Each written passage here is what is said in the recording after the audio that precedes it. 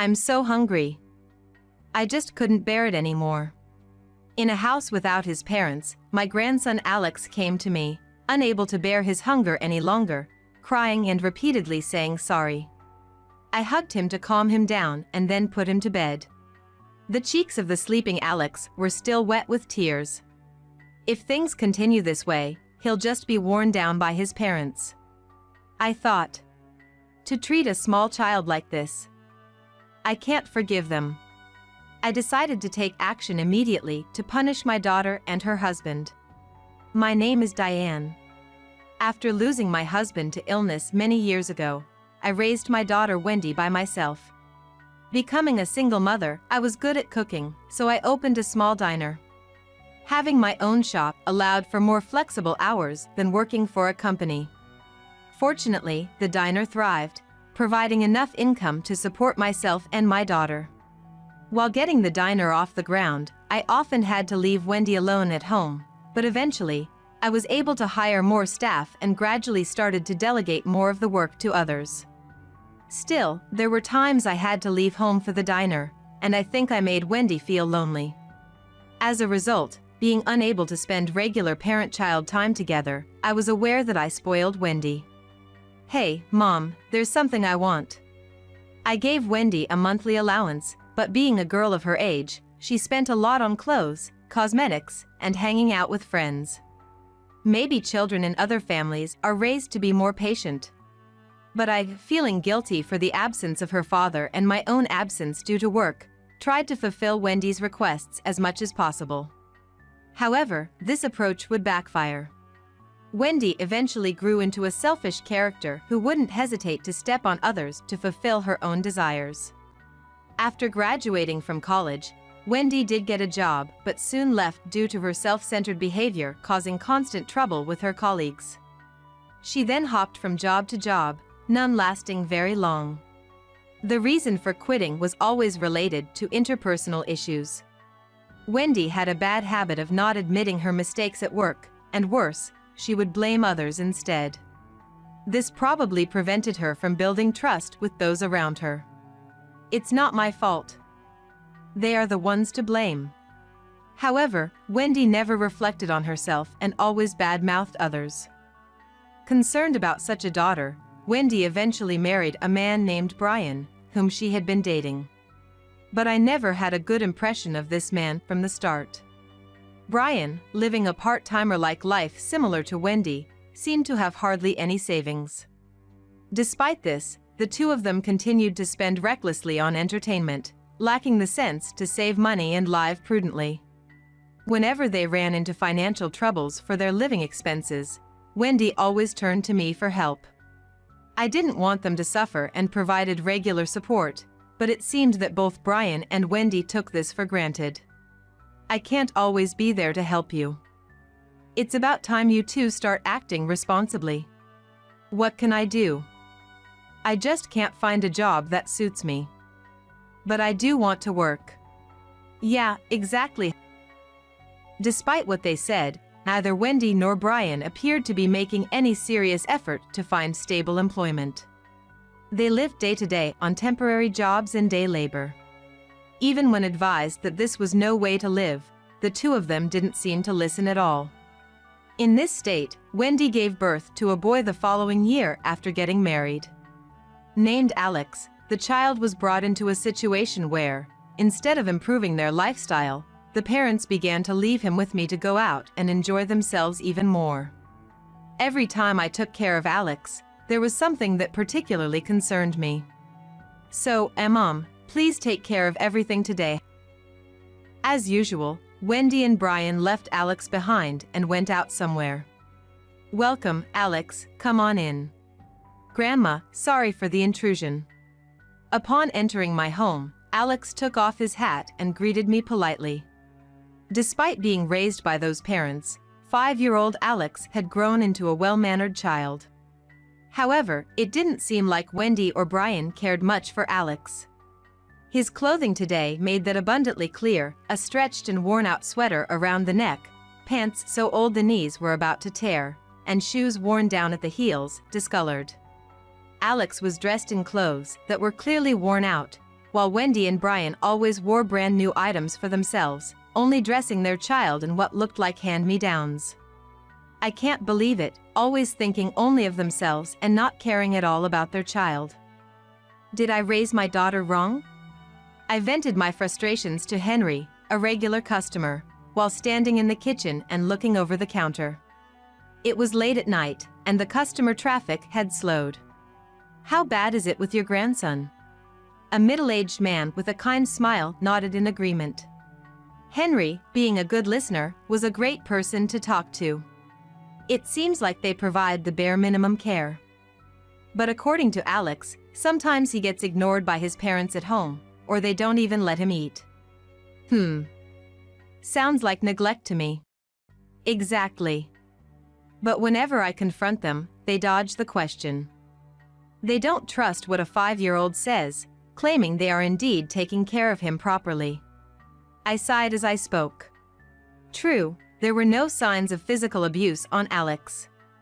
But the attitude towards their child clearly wasn't what you'd expect from responsible parents. When with Wendy and Brian, Alex would stay quiet, trying not to get scolded, rarely showing a smile in front of his parents. And his quiet demeanor didn't change at my house. Some might consider him an easy child to raise, but that's probably a survival tactic to stay on his parents' good side. However, when I cooked for him, his eyes would sparkle with joy. Today, I made his favorite hamburger, and he ate it with enthusiasm. "Do you like it that much?" "I'm glad you praise it." "Yeah, Grandma's food is the best in the world. Mom's food is all bought, so it's cold and not delicious." Hearing Alex say this with a hint of sadness tightened my heart. I thought, continuing like this won't be good for Alex. So, I decided to give Wendy my credit card to improve Alex's situation a bit. "Please use this to buy whatever Alex needs." "What? For real?" "Thanks, Mom. You really should improve Alex's wardrobe. And try to feed him proper meals." I stressed that the card should be used for Alex's benefit. Wendy said she understood, but the grin she had when taking the card bothered me. "Look, Grandma. Mom and Dad bought me this." Since that day, Alex began to happily report the things he was bought. The other day, we ate outside for the first time in a while. I had a hamburger. Ah, but Grandma's hamburger is still better. Seeing Alex innocently happy made me smile too. But there was one thing that concerned me. The credit card bill, initially modest, began to grow over time. Upon asking Alex casually, it turned out they were eating out almost every day. I'm happy we get to eat delicious things every day. Dad and Mom are always happy to have a feast too. I thought. I specifically said to use it only for Alex's sake. As expected, it seems Wendy and Brian have been using my card for themselves as well. However, the treatment of Alex has improved. Taking the card away now would undo that progress. When I consulted with Henry, who came to the shop today, he told me that giving them the card might have been too much. That's not good. Really. But I couldn't just stand by and watch Alex being treated poorly. Henry, prefacing his statement with a warning that he was about to speak harshly, said to me firmly, "At this rate, the misuse of the card won't stop. They'll likely dodge the issue by saying it's for Alex's sake." As Henry said, the billing amount indeed escalated gradually. "Where did you get that bag?" When I met Wendy, I noticed she had a brand new designer bag I hadn't seen before.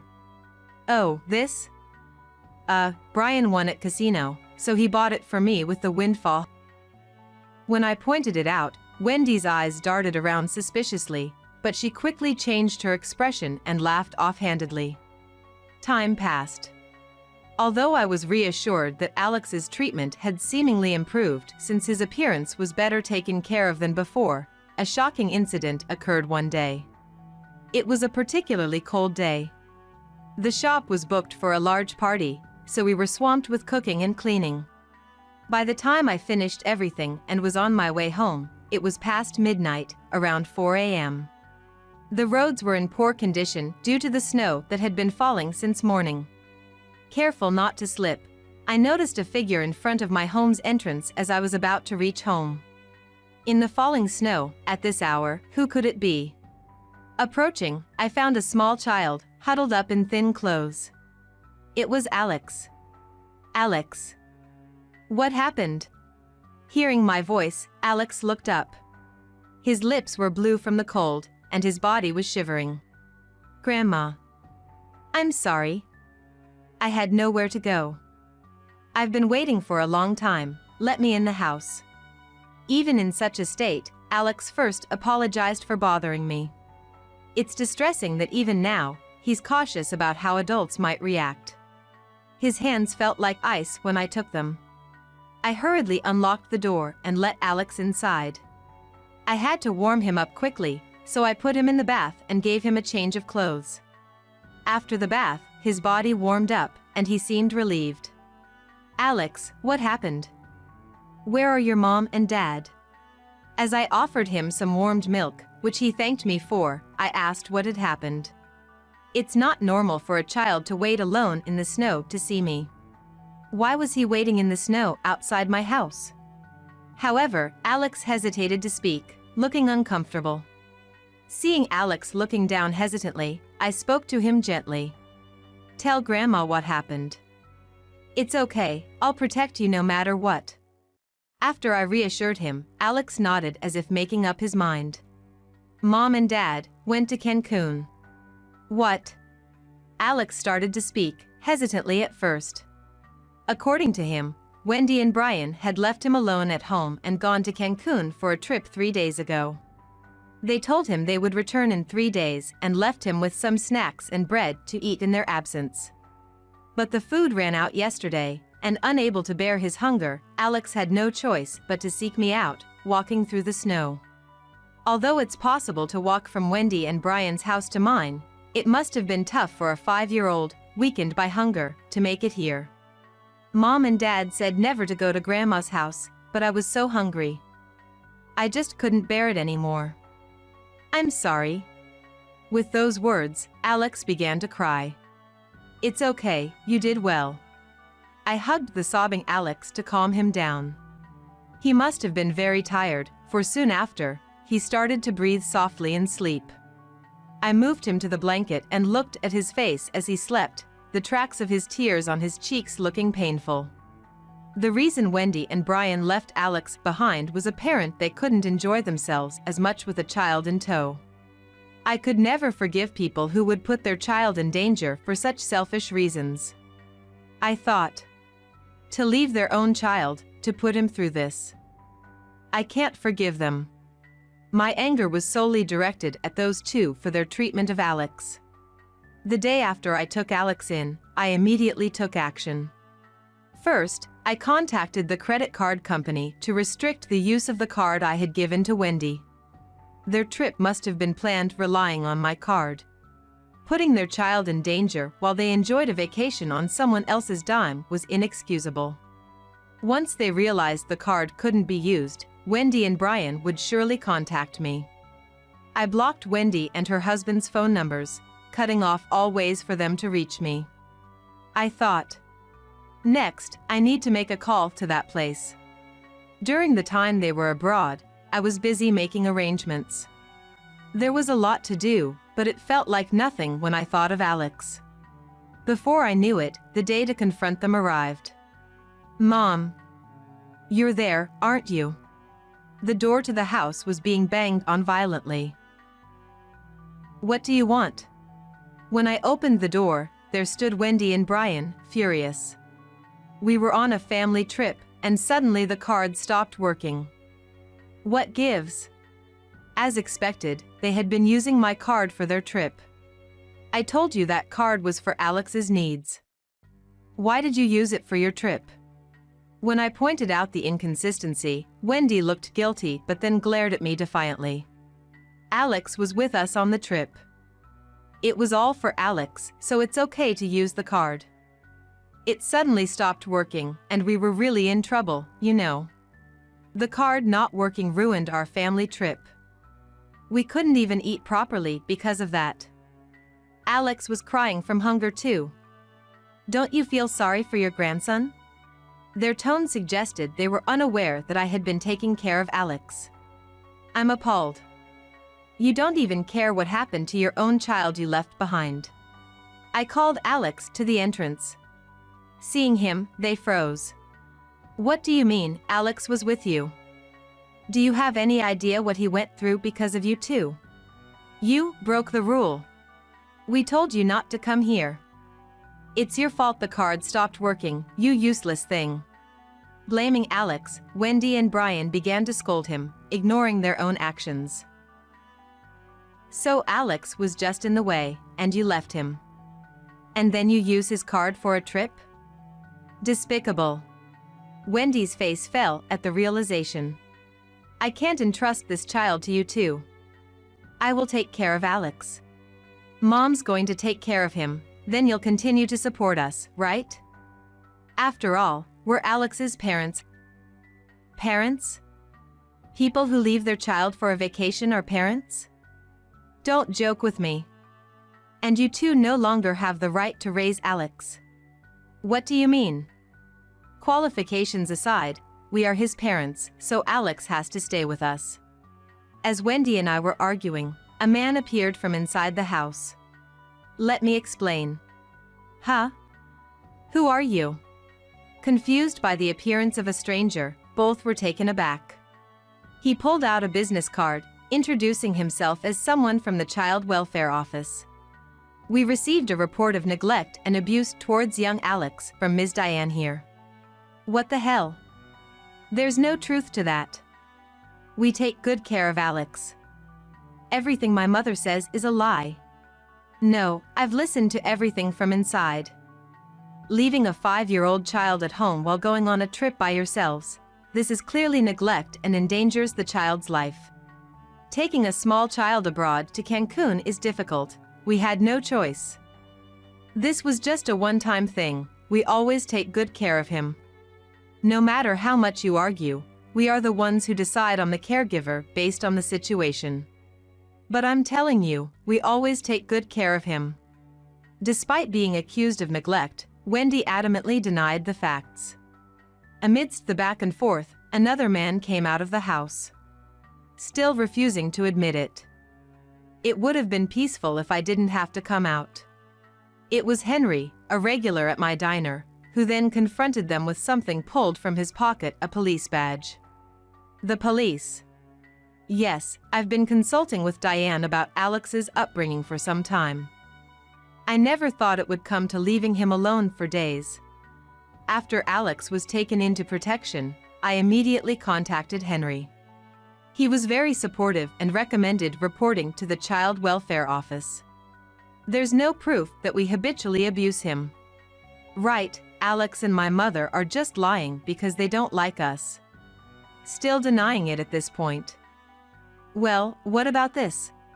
Henry took out his smartphone and played a video. This was obtained during our investigation from a friend of Brian.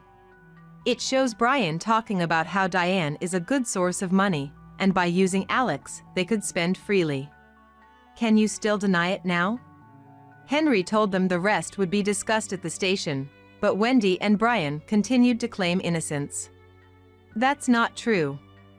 It's a misunderstanding. Right, Alex. Say it's not true. Yeah. Alex. Do you want your mom and dad to get arrested?